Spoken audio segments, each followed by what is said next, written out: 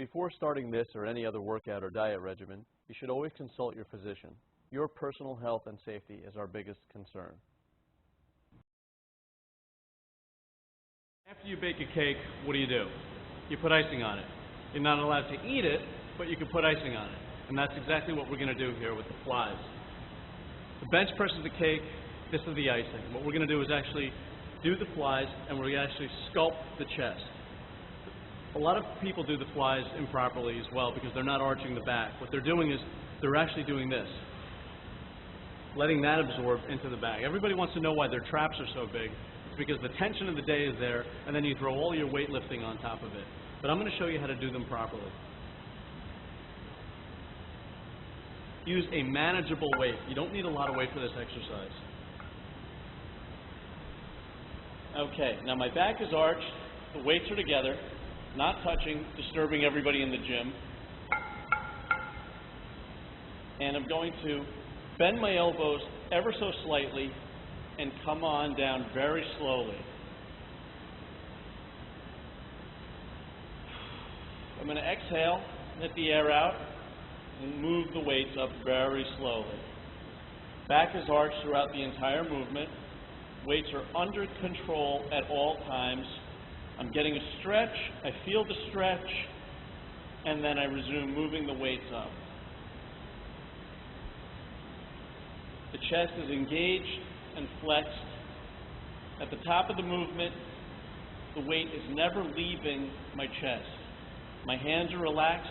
I'm actually pulling these weights together. I'm not pushing with my shoulders and thinking about pulling the weights together, pretending that there's a magnet on each dumbbell and they're being pulled together.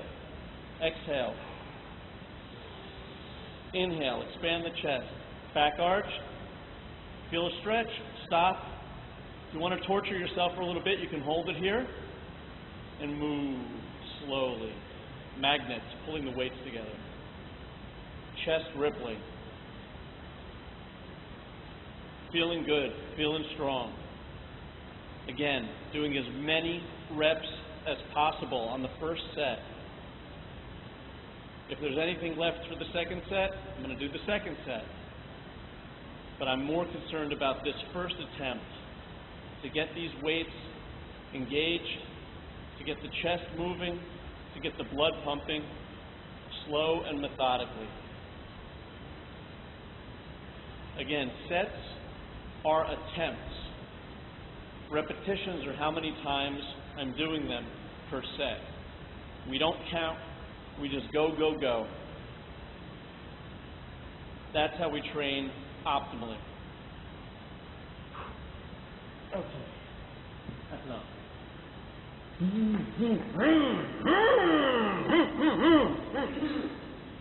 Oh, sorry. Incline presses.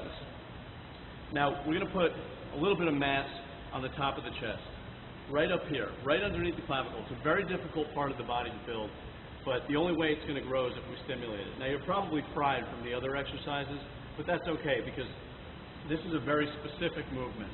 We're actually just trying to make some kind of a connection mentally with the top of the chest, and that can be achieved by, again, laying back and arching the back slightly, like this.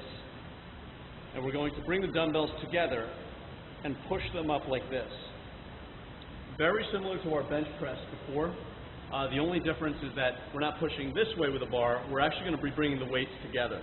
We're going to keep the elbows bent throughout the entire movement. So even as we extend, we're never going to straighten out like this. We're going to be moving like this. And by virtue of the angle of the bench, we're going to actually be hitting this part of the chest. Keep the hands relaxed. Inhale on the way down. Exhale on the way up. Back arched slightly. Moving slowly. Making a connection with the top of the chest. Weights not touching each other. And trying to control them on the way down. Pushing up. Exhaling. Making a connection. Trying to actually flex the chest independent from the weight. Now, what does that mean? Well, it's almost like art. You know it when you see it. But I'm going to try to tell you how to do it. Have you ever flexed your muscles in the mirror? You ever go like this? Somebody at the lunch table in high school ever say, make a muscle? They used to do it to me all the time. Well, how do you make a connection? How do you flex your muscles? Well, everybody seems to do it with the biceps, and that's real easy because we actually are just pulling all the time. With the legs, it's very easy because all we have to do is try to extend as far as we can. How do you make a connection with the chest? Well, I would suggest arching the back and moving your arm as straight as you possibly can. Now, this is okay because you don't have any weights. Move your arm as straight as you possibly can, and then move your arm in the opposite direction. See if you can do that. See if you can make some kind of a connection with your chest. Even if you have to do this and then this. Even if you have to do this in the mirror. If you can make those connections, those little connections, and then you add the stimulus of the weights, and actually what I'm doing at the same time that I'm training is I'm making those little connections at the same time. I'm trying to take all the tension away from every other area other than the area I'm focusing on. At the contraction of the exercise, which means the top of the exercise is where the muscles are flexed, I'm making these little mental connections with the muscles, trying to sink all the energy in my body right into that particular area. And that's what I'm doing with the dumbbells. So I'm moving them up, and at the same time, I'm making the connection with them. Sure, I'm using the weights, but at the same time, I'm thinking about bringing this together, actually more than I actually am bringing it together.